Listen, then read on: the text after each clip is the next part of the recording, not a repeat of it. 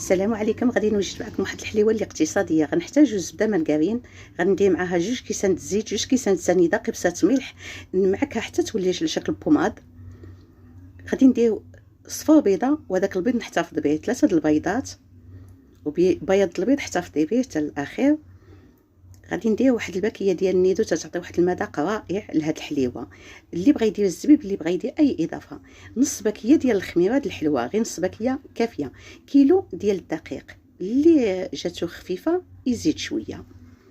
بهاد الطريقه هذه خصها تكون ما تكونش قاصحه وما تكونش جاويه، كي تدخلي يدك وتخرجيها ما تلصقش، يعني تكون لينه في يدك. صافي غادي نكورها على اللي بغيت. الا بغيتي تسرحيها على شكل صابلي سرحيها.